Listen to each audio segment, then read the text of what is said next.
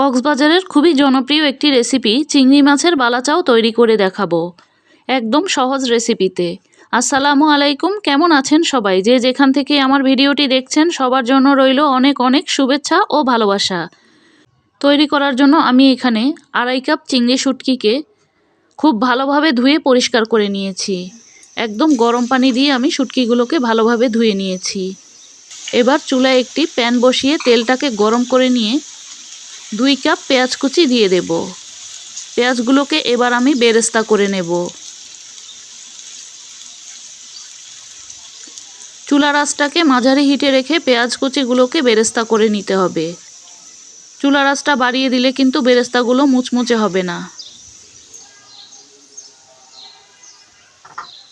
ভেজে নেওয়া হয়ে গেলে পেঁয়াজ বেরেস্তাগুলোকে এবার তুলে নেব।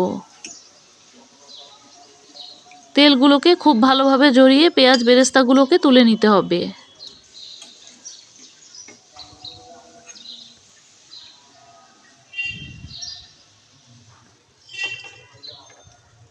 পেঁয়াজ বেরেস্তাগুলো তুলে নেওয়ার পর ওই একই তেলের মধ্যে আমি 1 কাপ রসুন কুচিকে ভেজে নেব।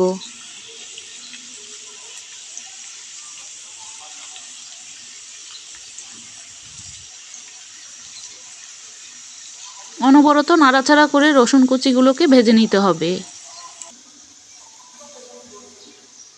যখন এরকম কালার চলে আসবে তখন আমি রসুন কুচিগুলোকেও তুলে নেব। ঠান্ডা হওয়ার পর কালার অনেকটাই লালচে হয়ে আসবে।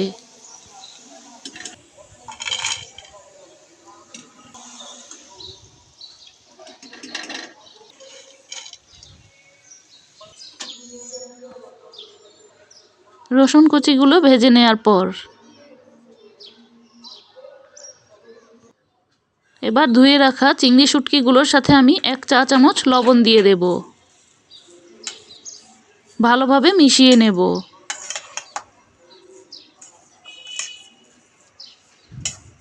মিশিয়ে নেওয়া হয়ে গেলে পেঁয়াজ রসুন ভেজে রাখা ওই একই তেলের মধ্যে আমি এবার চিংড়ি শুটকিগুলোকেও ভেজে নেব। চুলার আঁচটা কিন্তু মাঝারি হিটে রেখেই ভাজতে হবে। খুব বেশি বাড়িয়ে দিলে কিন্তু শুটকিগুলো মুচমুচে হবে না।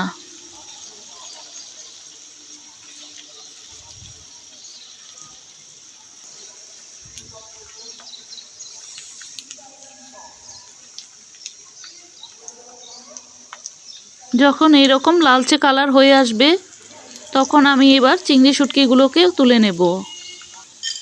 তেল ঝরিয়ে আমি শুটকিগুলোকে তুলে নিচ্ছি।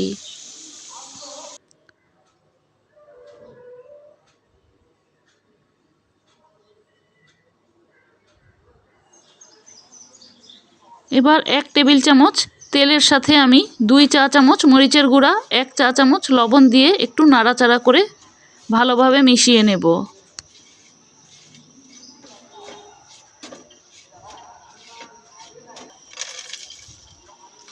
মিশিয়ে নেওয়া হয়ে গেলে এবার ভেজে রাখা চিংড়ি শুটকিগুলোকে দিয়ে দেব।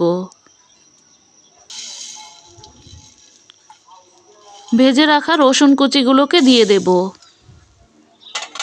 পেঁয়াজ বেরেস্তাগুলোকেও দিয়ে দেব। দিয়ে এবার নাড়াচাড়া দিয়ে সবগুলো একসাথে ভালোভাবে মিশিয়ে নেব।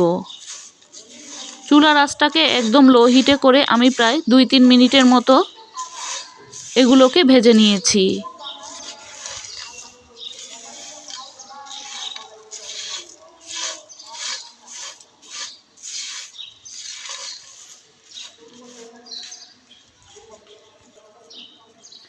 মিশিয়ে নেওয়া হয়ে গেলে আমি এখানে 1 চা চামচ চিলি ফ্লেক্স দিয়ে দেব।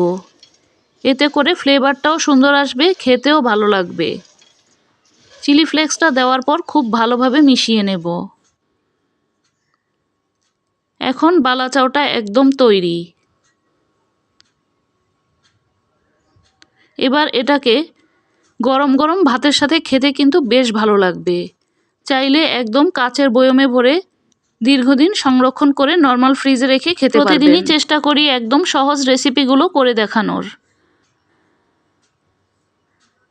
চাইলে এভাবে করে বালাচাওটা দিয়ে পেঁয়াজ, কাঁচামরিচ, ধনিয়া পাতা, সরিষার তেল দিয়ে ভর্তা করেও খেতে পারেন।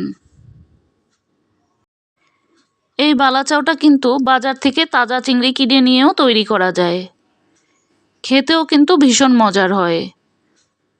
ভিডিওটি ভালো লেগে থাকলে একটি লাইক দিতে পারেন। আবারও দেখা হবে নতুন কোনো রেসিপি নিয়ে। সে পর্যন্ত ভালো থাকবেন, সুস্থ থাকবেন। আল্লাহ হাফেজ।